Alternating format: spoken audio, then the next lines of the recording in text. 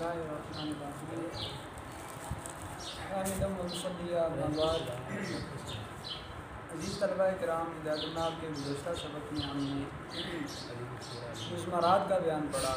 اس سبق میں ہم اسماء اشارات کا بیان پڑھیں گے. سنت نے فرمایا اسماء الاشارتی ما وضع لیدل علی مشار الیہ. اسم اشارہ اس اسم کو کہا جاتا ہے جس کی وضع مشار الیہ پر دلالت کرنے کے لیے ہو.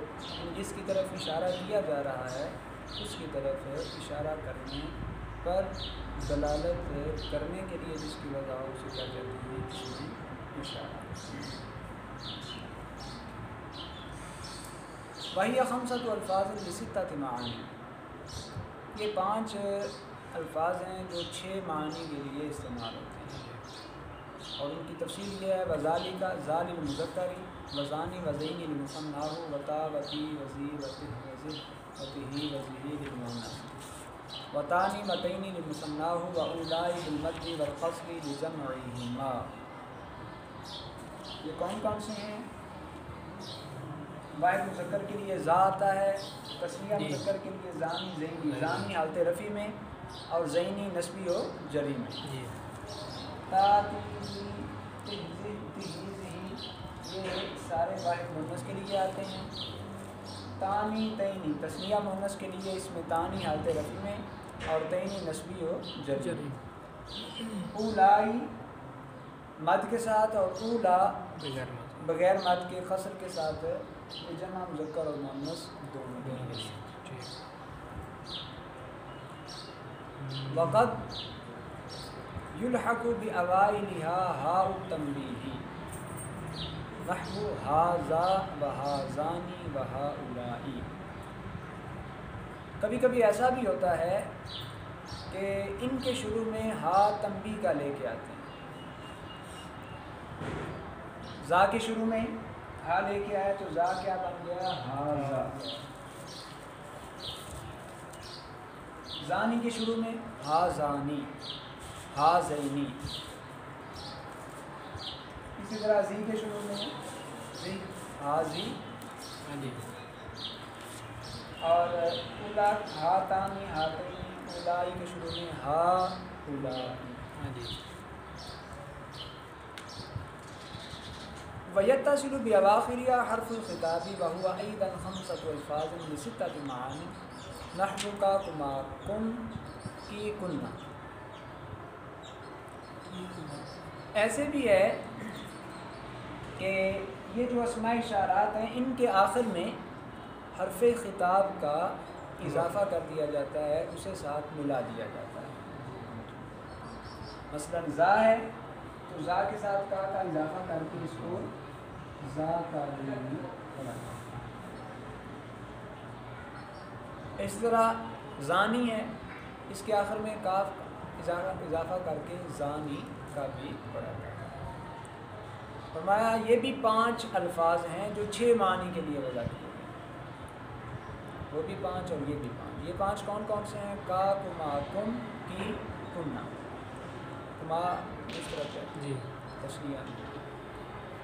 فذالک 25 الحاصل من ضرب 5 فی 5 وہی ذاک الی ذاکنا وذانک الی ذانکنا وکذالک البواقی. فرمایا کہ یہ ٹوٹل 25 الفاظ بن جاتی ہیں. کس طرح کہ اوپر اسم اشارہ کے لیے 5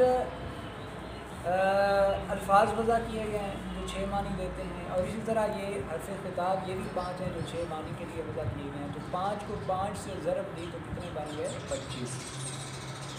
اب ذا کے شروع میں لے کے ذا کے آخر میں کا لے کے ذا کا، پھر ذاکما ذاکم ذا کی اور ذا کننا. اسی طرح زانی کا زانی کما زانی کم زانی کی زانی کننا. تو یہ ٹوٹل بن جائیں گے 25. باقی میں بھی اسی طرح مثالوں سے بات کریں. وَعْلَمْ أَنَّ ذَا لِلْقَرِيبِ وَذَلِكَ لِلْبَعِيدِ وَذَاكَ لِلْمُتَوَسِّطِ.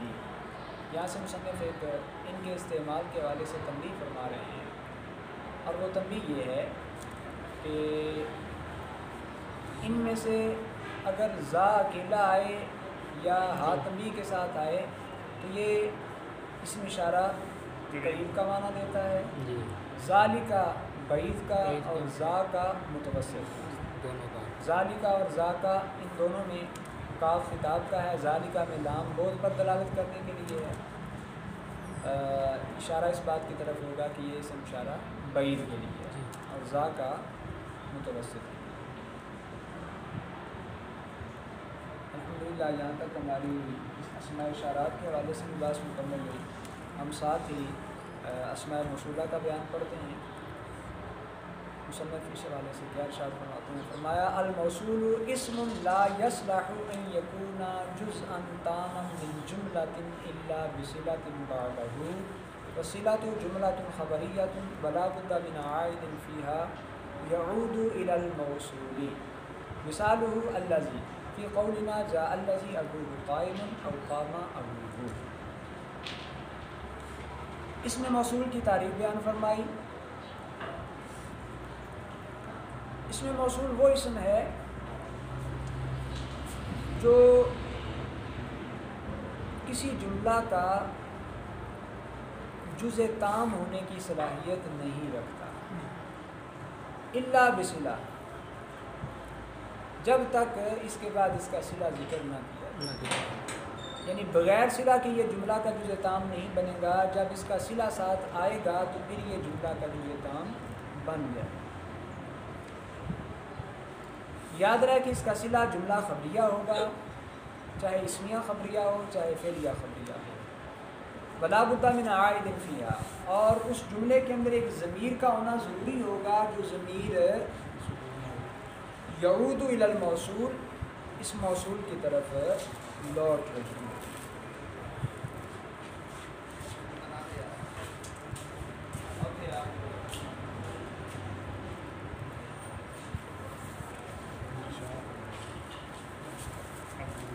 جیسے مثال بیان فرمائی مصنف نے،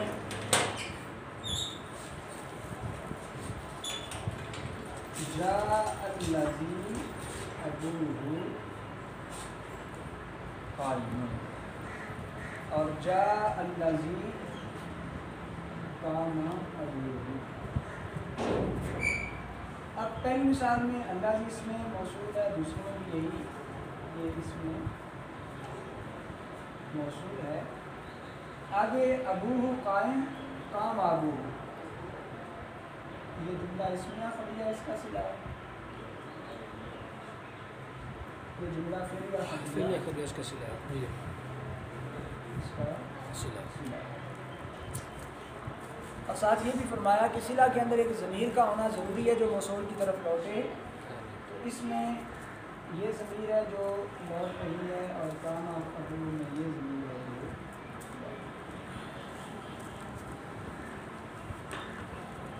آگے جس طرح ہم نے ابھی اس میں اشارہ کے حوالے سے، صیغے کے حوالے سے تفصیل پڑھی، یہی تفصیل ہے اس میں موصول کے اندر بھی ہے۔ والذی للمذکر واللذانی واللذین لمثناہ واللتی للمؤنث واللتان واللتین لمثناہا واللذین والاولی لجمع المذکر واللاتی واللواتی واللائی واللائی لجمع المؤنث وما ومن وأي وأية وذو بمعنى الذي في لغة بني تيم كقول الشاعر شعر فإن الماء ماء أبي وجدي وغيري ذو حفرت وذو طويت، أي الذي حفرته والذي طويته۔ والألف واللام بمعنى الذي صلته اسم الفاعل واسم المفعول، نحو جان الضارب زيدا أي الذي يضرب زيدا، أو جان المضروب غلامه، ويجوز حذف العائد من اللفظ إن كان مفعولا، نحو قام الذي ضربت أي الذي ضربته۔ یہاں مصنف نے ان کے مختلف صیغے بیان کیے ہیں۔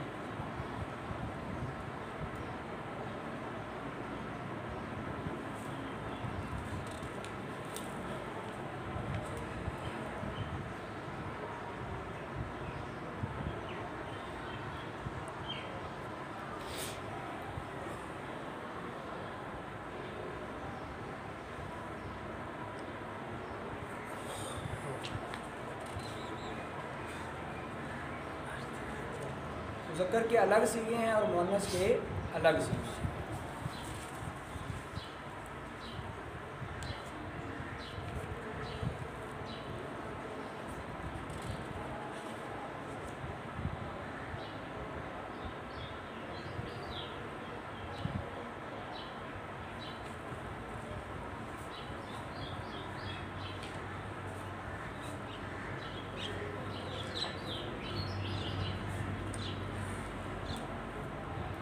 الذی یہ واحد مذکر کے لیے آتا ہے،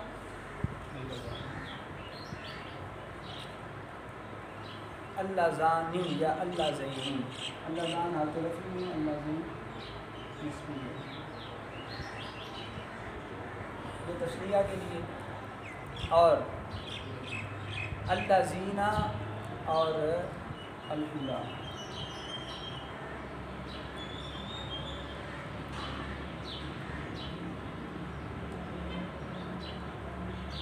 یہ جمع مذکر، اور اللتی یہ واحد مؤنث کے لیے، اللتانی اللتین تسمیہ کے لیے، اللاتی یہ جمع کے لیے، اسی طرح دو اور صیغے بھی ہیں، اللائی اور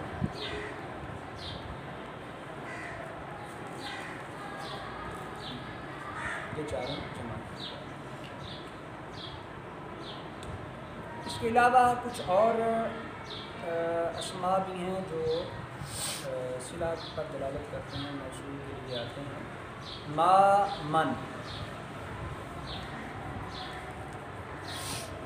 ما جو ہے اس کا استعمال غیر ذوی العقول کے لیے ہوتا ہے، اور من کا استعمال جو ہے وہ ذوی العقول کے لیے ہوتا ہے۔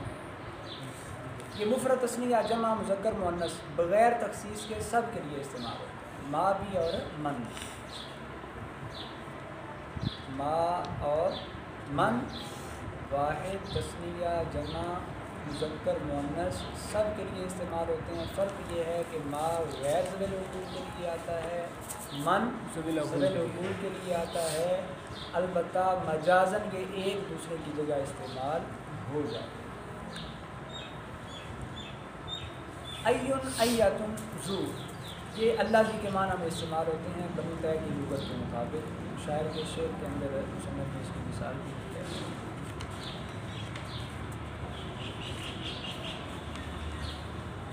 ذو حفرت ذو طویت، یہ اصل میں اللہ جی کے معنی، یعنی الذی حفرتہ الذی طویت۔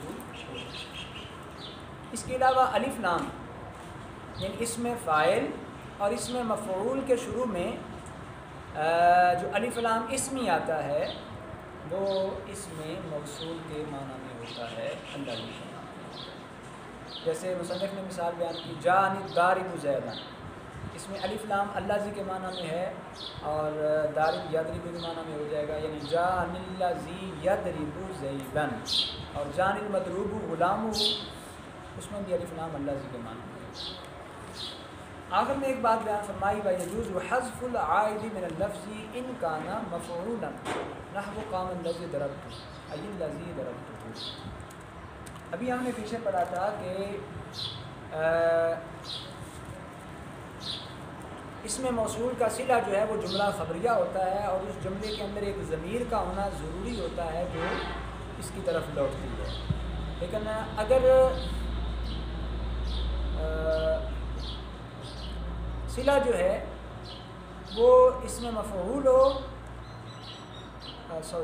اگر صلہ مفعول بہ ہو تو پھر ایسی صورت میں ضمیر جو ہے اس کو نہ ذکر کیا جائے تو کوئی مسئلہ نہیں، اس ضمیر کو حذف بھی کیا جا سکتا ہے۔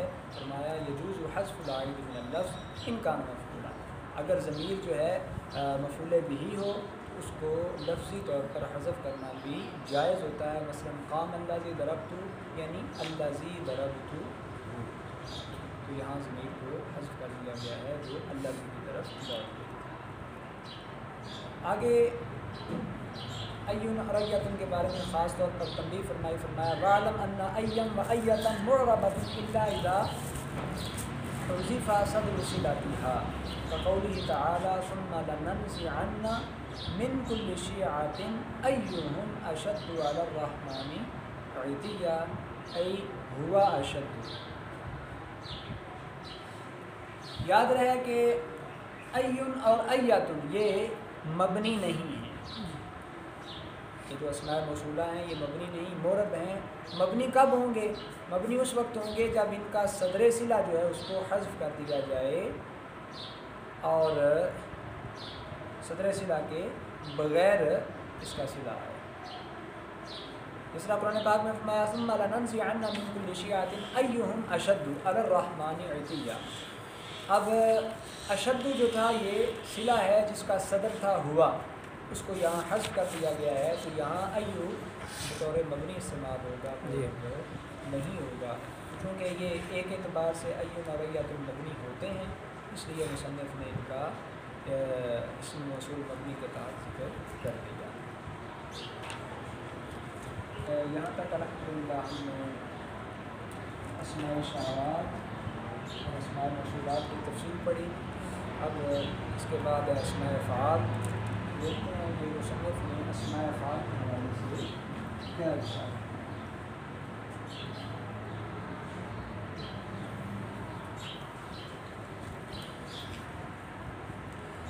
فرمایا اسماء الافعال ہوا کل اسم بمعنى الامر والماضی نحو رویدہ زیدا ای امر وہیہات زیدا ای بعودا او کان علی وزن فعال بمعنى الامر وهو من الثلاثی قیاس كنزال بمعنى انزل وتراکی بمعنى اترک ویلحق به فعال مصدرا معرفتا كفجال بمعنى الفجور او صفتا للمؤنث نحو یا فساقی بمعنى فاسقہ و یا لکائی بمعنى لاقیہ او عالما للآیان المؤنثات كقطامی و غلابی و حبابی وهذه الثلاثة ليست من اسماء الافعال وانما ذکرت هنا للمناسبات۔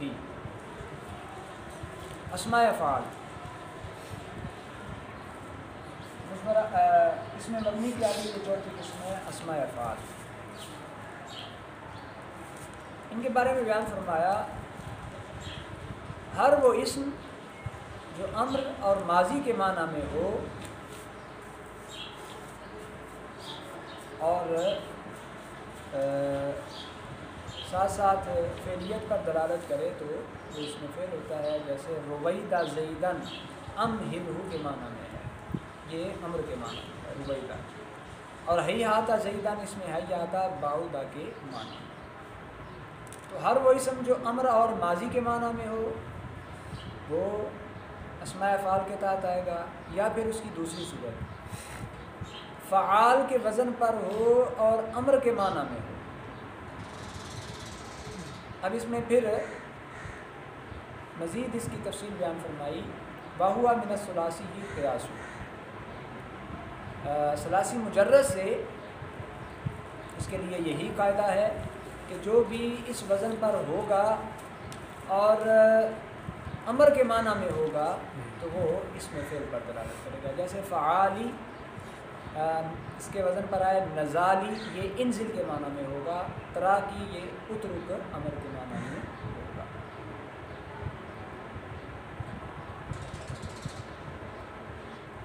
تو ہمارے سامنے جو اسماء افعال کی تفصیل آئی ہوئی ہے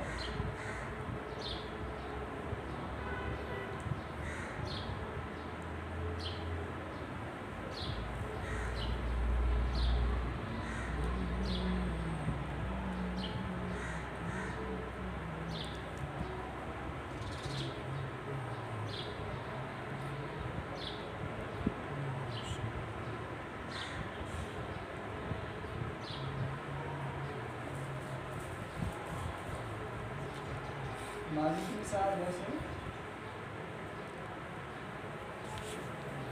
لہٰذا بمانا باہودا، اور ماضی کی مثال جیسے رویدہ بمانا امزل، اور فعالی سلاسی سے مثال مزاری بمانا انزل، اور اسی طرح تراکی بمانا اجل۔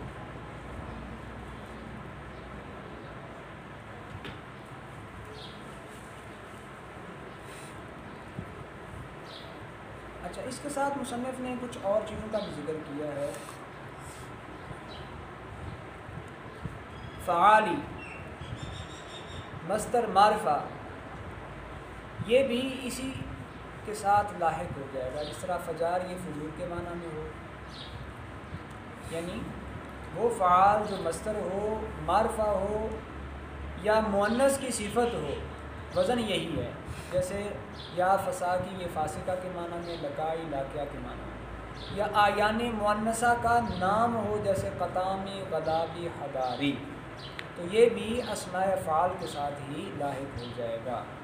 لیکن حاضی ثلاثۃ لیست من اسماء الافعال، یہ اسماء افعال میں یہ جو دوسری قسم ہے فعالی کے وزن پر جو ہو، یہ اسی کے ساتھ لاحق ہوگا، لیکن یاد رہے کہ یہ تینوں جو ہیں کہ جب فعالی مصدر معرفہ ہو یا فعالی مؤنث کی صفت ہو یا فعالی آیان مؤنثہ کا نام ہو، تو یہ خود اسماء افعال میں سے نہیں ہوگا۔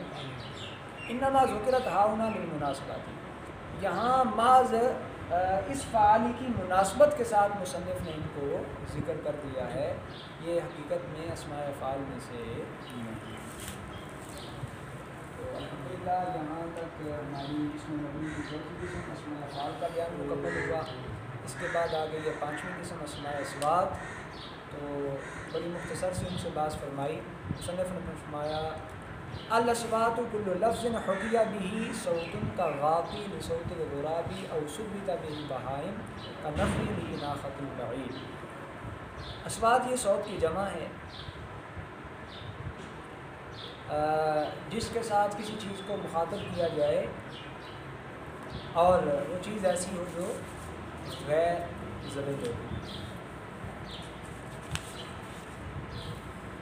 اور یہاں اس سے مراد ہے ہر وہ لفظ جس کے ساتھ کسی آواز کی حکایت بیان کی جائے، مثلا کوے کی آواز کی حکایت بیان کرنے کے لیے کہا جائے غاقی غاقی، یا اس کے ساتھ چھپاؤں کی آواز نکالی جائے اور انہیں بٹھانا، خاموش کرانا یا انہیں متوجہ کرنا مقصود ہوتا ہے، جس طرح اونٹ کو بٹھانے کے لیے آواز نکالی جائے نخی نخی، تو انہیں کہا جاتا ہے اسماء اصوات، اور یہ بھی کلام عرب میں اس میں مبنی کے طور پر استعمال ہوتے ہیں۔ الحمدللہ یہاں تک ہماری اس میں مبنی کی 5 اقسام کا بیان مکمل ہوا۔ انشاءاللہ العزیز اگلے سبق کے اندر جو اس میں مبنی کی بقیہ اقسام ہیں ان کا بیان کریں گے۔ اللہ رب العزت